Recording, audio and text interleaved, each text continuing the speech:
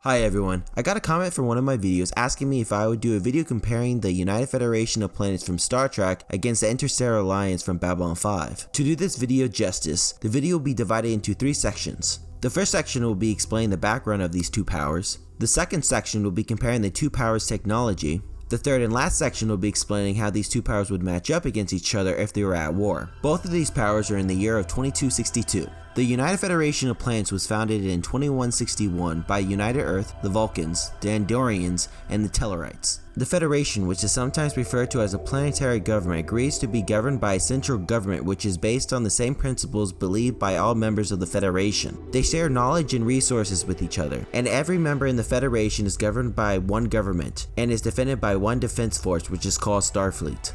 The Interstellar Alliance, on the other hand, is slightly different from the United Federation of Planets. The Interstellar Alliance was formed in December 30th, 2261. The members of the Alliance had formerly been members of the League of Non-Aligned Worlds, along with some major powers such as the earth-minbari Federation, the Centauri Republic, the Earth Alliance, and the Narns. The Interstellar Alliance was built similar to a confederation government. This is when a separated body agrees to cooperate with each other with diplomacy, trade, exploration, humanitarian aid, and defense. Every member of the Alliance has their own government and army, but the Alliance is governed by a president who is nominated by all members of the Alliance. The Alliance has a small defense force which keeps the peace. They are called the Rangers. I did a similar technology comparison about the two different universes in a prior video, so check it out. It's quite interesting. When talking about the Federation technology, I think it would be best to discuss the 5 different technologies from each of the two alliances. The first 5 technologies that I'll be discussing from the Federation are the Replicators. They can create almost any kind of food or product that's needed.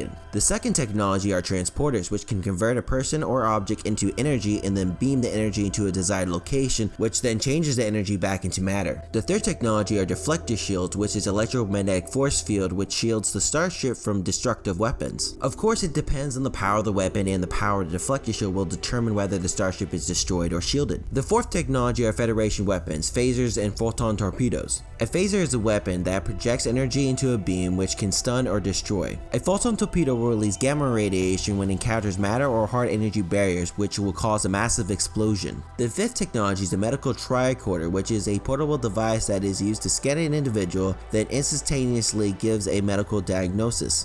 The Interstellar Alliance is a little harder to explain since the different races of the Alliance have different levels of technology advancements. The major technology advantage, in my opinion, is the technology in the ship called the White Star. The major technology item that's in the White Star is the Vorlon defense technology, which is bioarmor. The bioarmor actually absorbs the energy from the discharge weapon. The White Star is armed with a quantum, neutron, and a fusion weapon, but the quantum discharge weapon cannon is extremely powerful compared to other weapons. The quantum discharge beam cannon is actually powerful enough to even cause damage to a shadow vessel. The Interstellar Alliance advantage lies in their auxiliary craft. The Interstellar Alliance has many different fighters that can cause substantial damage to a heavy cruiser, and because of the size of the fighters makes it hard for bigger ships to shoot them down. If these two alliances were at war, which one do you think would win and be known as the superpower? First, I want to put forth a scenario what would be required to win the war. I'm also going to rate these requirements as well. If the alliance has a military advantage, then they will earn a point and so on, and the alliance that has a majority of the points will win the war.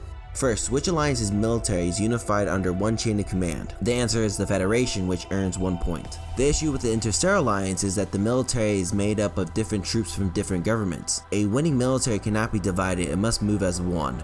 The second requirement is having exceptional ships with tactical weapons. The deflector shields, the phasers, and the photon torpedo gives the Federation a tactical advantage. However, the Interstellar Alliance has 2 powerful ships, the Charlene and the White Star. In my opinion, just having 2 exceptional ships does not outweigh the Federation unified and tactical fighting power. The Federation earns 1 point, and the Interstellar Alliance earns a half a point. Does their military have enough soldiers and ships to win the war? The Interstellar Alliance has 100 times more ships compared to the Federation, but here lies the issue. Not all Federation and Interstellar Alliance ships are built for combat. Most Interstellar Alliance ships are not tactical enough to rival against the Federation ships. However, the Interstellar Alliance does have 2 powerful ships, which we mentioned before, the Charlene and the White Star. These 2 ships are so advanced compared to other Interstellar Alliance ships that they could hold their own against a good amount of different ships that the Federation has. The Interstellar Alliance also has more foot soldiers soldiers. The Interstellar Alliance earns 1 point while the Federation earns 0 points. The Federation getting 0 points does not mean that they have a weak military, it just means that the military is a lot smaller than the Interstellar Alliance military.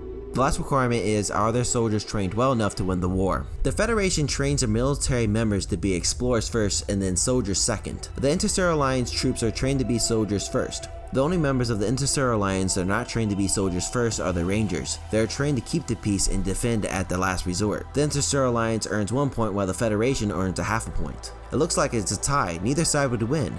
However, I do believe the Federation would be defeated due to the vast numbers of troops that the Interstellar Alliance has. It's very similar to what happened during the Korean War. When China joined the war, their soldiers did not have advanced weapons and they were not trained well. But what they did have was abundance of foot soldiers. The sheer numbers of soldiers caused the UN to draw back. I believe the same thing would happen between the Federation and the Interstellar Alliance. The Federation would surrender due to the vast number of manpower the Interstellar Alliance military has. Or a scenario that's more realistic, the Federation would try to negotiate with the Interstellar Alliance before the war got too violent. I know some of you guys might disagree with me that the Interstellar Alliance would be able to defeat the Federation due to the amount of ships and soldiers that the Interstellar Alliance has. The only way I can see the Federation winning the war is by them ambushing the Interstellar Alliance fleet and destroying half of it. I did have a conversation with a friend on this topic and he stated the reason why the Federation would win a war against the Interstellar Alliance just on the basis on how advanced the Federation is. This got me interested to find out, who do you think would win the war, the Federation or the Interstellar Alliance? Let me know your thoughts and opinions in the comment box below. Please like and subscribe to this channel if you enjoyed this video. And if you're interested in watching a video about the Asgard fleet, please like the video on the right.